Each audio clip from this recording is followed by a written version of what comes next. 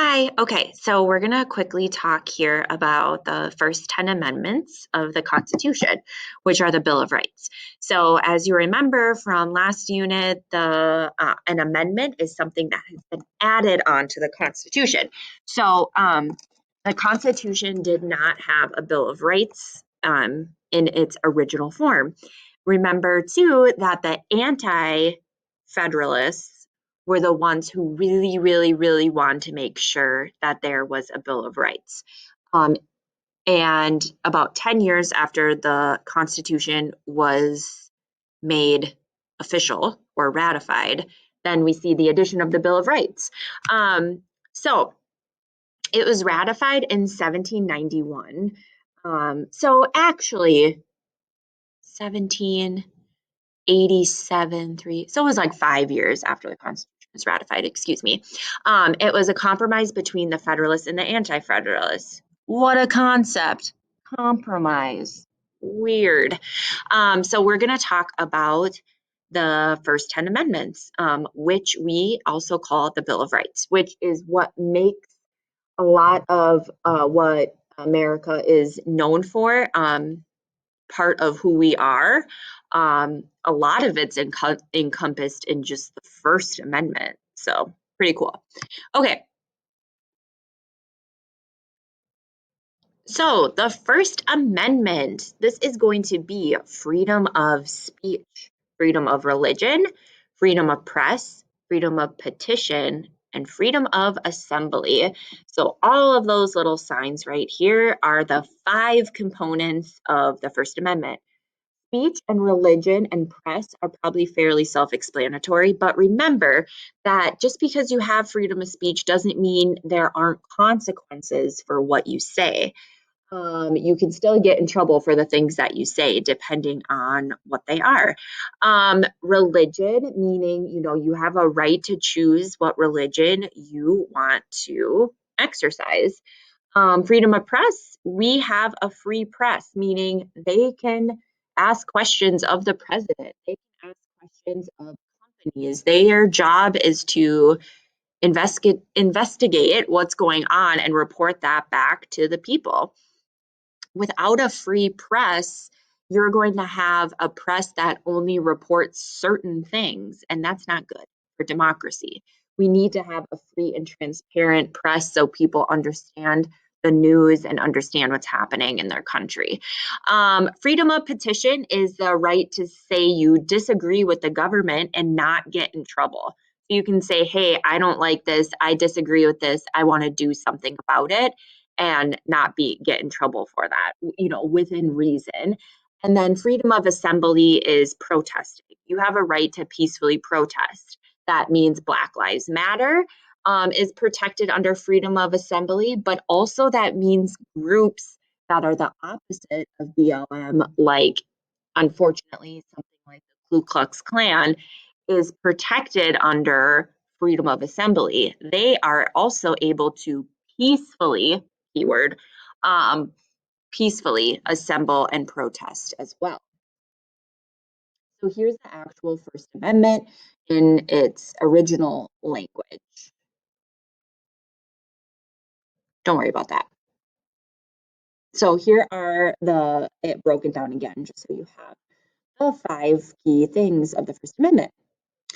This is a story about school prayer, and if school prayer should be allowed in school. It's interesting. It's just a few-minute clip if you decide to watch it. The Second Amendment, a well-regulated militia being necessary to the security of a free state, the right of the people to keep and bear arms shall not be infringed. What does that mean? Well, a right to a militia means that you have a right to try to protect yourself and protect your property and your family. You have a right to bear arms, which means you have a right to keep weapons depending on the laws of the state that you live in.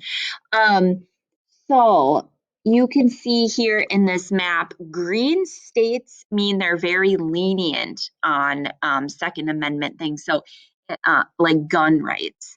So if it's blue, it's very lenient. Yellow is moderately restrictive, orange is restrictive, and red is very restrictive gun laws. Um, so that's kind of an interesting tidbit from across the country, but you can own a gun in Minnesota. You just have to have the proper licensing for it. And a lot of people have guns for hunting because that's obviously very popular, but some do have registered guns for self-defense, and some people have guns that are not registered. Okay, the Third Amendment, no soldier shall, in time of peace, be quartered in any house without the consent of the owner, nor in a time of war, but in a manner to be prescribed by law. What? You don't have to house soldiers in your home.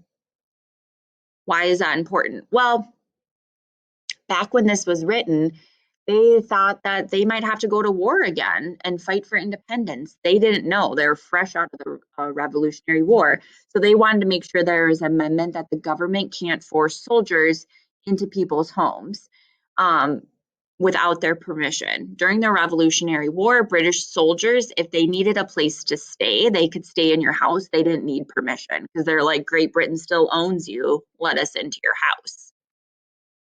The Fourth Amendment, the right of the people to be secure in their persons, houses, papers, and effects against unreasonable search and seizure, shall not be violated, and no warrants shall issue but upon probable cause supported by an oath of affirmation, particularly describing the place to be searched and the persons or things to be seized.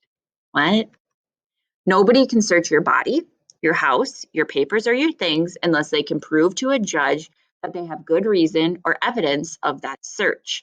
So you do not have to let anyone into your home to have it searched unless they have a warrant. The only other way they can get around that is if they have probable cause. That means if a police officer sees you stealing something from a convenience store, well, yeah, then they can arrest you and they can search you without a warrant. But for the most part, you have a right, you are within your rights to say, hey, you can't search me or my house or my persons unless you have a warrant. This keeps the government from being too powerful, in particularly law enforcement. So unreasonable search and seizure means that you have to, a search warrant is a signed order by a judge that says they can specifically search something. Probable cause is the police must have a reasonable basis to believe the person or premise is linked to a crime. Now, probable cause can sometimes, it's definitely in the eye of the beholder, and cops have, the ability to decide if there's probable cause or not. So okay, last one for this section of notes is the Fifth Amendment. No person shall be held to answer for capital or other infamous crime unless on the presentment or indictment of a grand jury, except in cases arising in the land or naval forces or in a militia when in actual service in time of war or public. Nor shall any person be subject for the same offense to be twice put in jeopardy of life or limb, nor shall be compelled in any criminal case to be witness against himself, nor be deprived of life, liberty, or property without due process, nor shall that property be taken for public use without just compensation. A lot to unpack here. You have the right to a jury, is essentially what they're saying. If you want your case to be heard by a jury, you are within your rights as an accused person of a crime to have a right to a jury. You can't be tried for the same crime twice. That's double jeopardy. What I mean by that is the exact same crime, same place, same time, same event, everything. That doesn't mean you can't be tried twice for two different drug deals. This is the same exact crime. You don't have to testify against yourself. At any time when you're in police custody, even if you've been charged with a crime, you do not have to answer any of their questions. You can simply say, I plead the Fifth, or I'm going to take my constitutional Fifth Amendment right and not answer that question. The other main part of this amendment is due process. The government must follow proper constitutional procedures.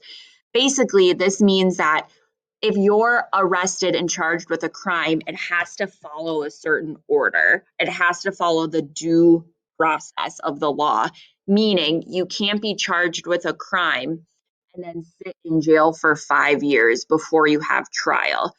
There's a certain procedure. You have to have evidence, and then once you have enough evidence, then you can charge that person with a crime, and then they go before a judge. And if the judge thinks that they are likely to be guilty, then they can stay in jail or they can be released on bail. Then they come back, they have a trial, so on and so forth. There's an order that you have to keep. The last part of this, which is kind of random, is eminent domain, the power of the government to take private property for public use.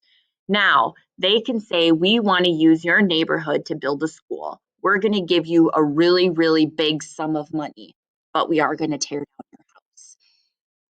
The national government is within their rights to do that if it's going towards a public service or a public good, but they have to give you a really good price for it. And usually not just like market value, but like over what your house is worth. So that's the final part of eminent domain. So that was my 11-minute, um, very quick explanation of the first 5 amendments. So in class today, the kids that I have in person will be doing a little activity and talking about the first 5 amendments. So this was your task for the day, was to watch this. So see you later. Bye-bye.